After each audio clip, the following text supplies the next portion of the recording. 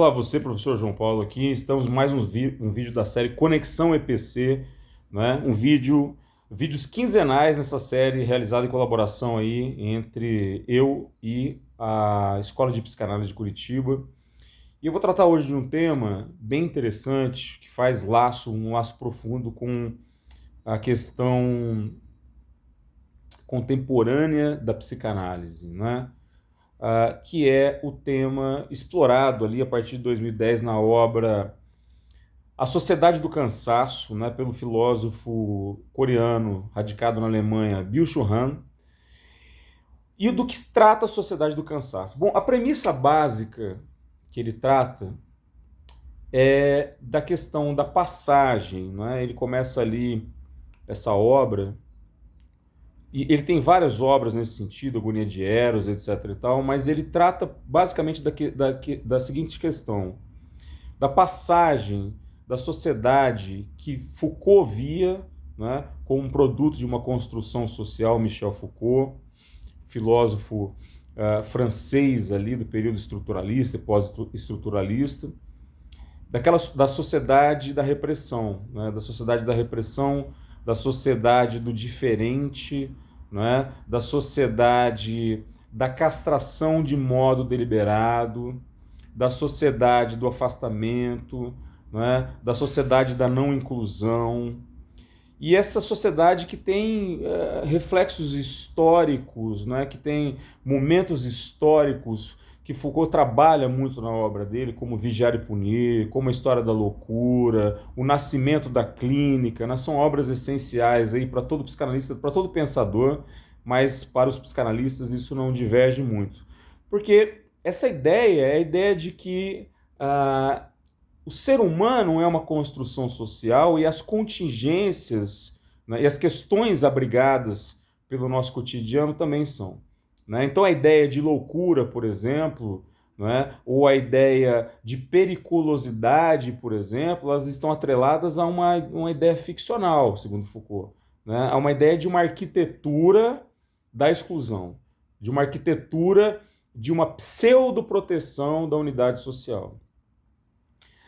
Recomendo também uma obra chamada Verdade e as Formas Jurídicas, foi a primeira obra do Foucault que eu li, é muito interessante porque ele fala como o direito nasce justamente da questão do atrito e desta necessidade, né, que desemboca aí no que a gente possa chamar de jurisdição legítima. Bom, o Byung-Chul Han, ele percebendo o movimento histórico, sobretudo na sociedade pós-industrial, né, sobretudo na questão da sociedade que se desconstitui a partir de uma ideia de imago paterna que vai, né, se esvaindo, que vai diluindo em conformidade com essa, digamos, instalação de um novo modelo social, de um novo estamento, né, o que a gente chama de modernidade líquida, o Bauman chamou, hipermodernidade, segundo o Lipovetsky. E o Byung-Chul Han coloca essa perspectiva de que o novo paradigma, né, do que seria esta construção social é o paradigma de uma competitividade, né, é o paradigma do você pode tudo, é o paradigma do empresário de si mesmo, e sendo um empresário de si mesmo, você se torna indissociado da figura de alguém que só tem a crescer, né, de uma espécie de você S.A., do indivíduo que dependeria, segundo, não é, o conjunto do imaginário, única e exclusivamente das próprias forças, né, para construir um caminho de vida. Bom, isso gera uma sociedade em que a hiperexposição, em que uma espécie de falácia social, né, em que uma espécie de artificialidade, né, recobre o que antes, segundo Foucault, era tratado, então, como a unidade das exclusões. A sociedade do cansaço, ela inclui. A sociedade do cansaço agrega. Mas não agrega no sentido, não é, de uma melhoria, propriamente falando, do ponto de vista social, de uma ideia de aproximação ou de destituição de preconceitos, mas sim para a criação de uma nova sociedade de consumo.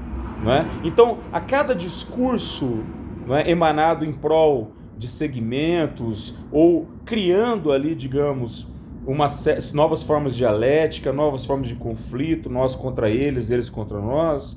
Na verdade, quem se alimenta disso é este novo modelo de sociedade. Né? São, evidentemente, os mecanismos e forças do mercado e do consumo que vão sustentando e subsidiando aquilo que nós podemos entender como políticas inclusivas. Não é? Então, essas políticas inclusivas criam novas formas, essas novas formas criam novos consumidores, e aí vem a sociedade do cansaço. Ou seja, a sociedade que se exaure, a sociedade que entra em burnout, não é? Que se auto-incendeia a partir de uma competição que se apresenta como aparentemente justa, como aparentemente equânime, como aparentemente equalizável e, contudo, dentro da sua forma estrutural, apresenta as mesmas dificuldades, as mesmas adversidades e, de certa forma, as mesmas raízes pré-conceituosas que a sociedade anterior tinha. Então, do ponto de vista da psicanálise, por exemplo, não há muita novidade com relação a isso. Né? Freud já tratou desse tema de algumas formas, mas, sobretudo, eu destaco aí o tema desenvolvido por Freud, a temática central desenvolvida, o mal-estar da civilização, né? Em que Freud começa a investigar naquele momento, nós estamos falando do pós-Primeira Guerra, mas já antecipando, de certo modo, né, com as movimentações políticas que haviam naquele momento, o que viria a ser a Segunda Guerra, onde Freud começa a tentar entender qual é o grande nó de angústia da humanidade, não é? O que movimenta o sujeito de modo tão autodestrutivo, não é? De um modo de formas novas de complacência que disfarçam, não é? Estruturas recalcadas. O que faz com esse sujeito, não é? Se movimente no sentido de certa forma, de um autoincensamento, mas também de uma autodestruição neste motivo. E Freud passa, então, nessa obra, a delinear tópicos, né, que basicamente remetem, para não me alongar muito aqui, basicamente remetem a um mesmo e único ponto, né, que a natureza humana possui caracteres indissociáveis, possui caracteres inseparáveis, né, daquilo que ele entendeu como uma espécie de ódio essencial, da qual inclusive o amor seria um derivado, mas uma espécie de disputa, uma espécie de uma atualização psicanalítica de uma ideia robesiana, não é? Do homem sendo o lobo do homem, mas a partir da sua própria conjuntura psíquica, né? A partir da sua própria dinâmica psíquica. E, sobretudo, ali naquela obra, o que eu percebo, isso é uma leitura mais particular minha, né? Sobretudo das formas de construção do id e da relação dessa construção com o entorno. Não é? Então, discursos politicamente corretos, não é? Aparências do ponto de vista de certos níveis do simbólico, não é? Novas reconfigurações para as mesmas questões, novos aparelhamentos para certos discursos, novas roupagens para velhas palavras, né? Tudo isso aparece dentro de uma estrutura, dentro de um conjunto que desemboca, digamos assim, numa incapacidade de superação dos reais problemas. E esses reais problemas, eles justamente são disfarçáveis, né, por toda essa temática, por toda essa construção narrativa, né, que nos conduz a uma ideia de uma sociedade de superação.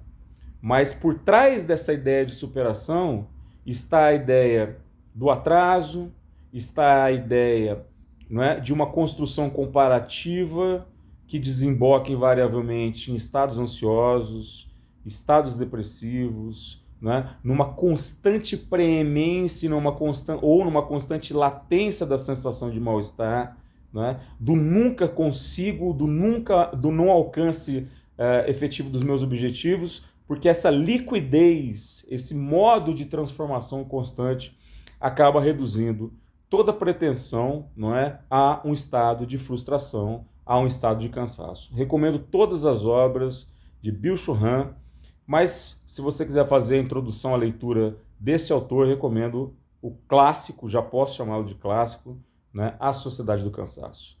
Um grande abraço a vocês, eu espero vocês daqui 15 dias em mais um vídeo da série Mago. Até mais.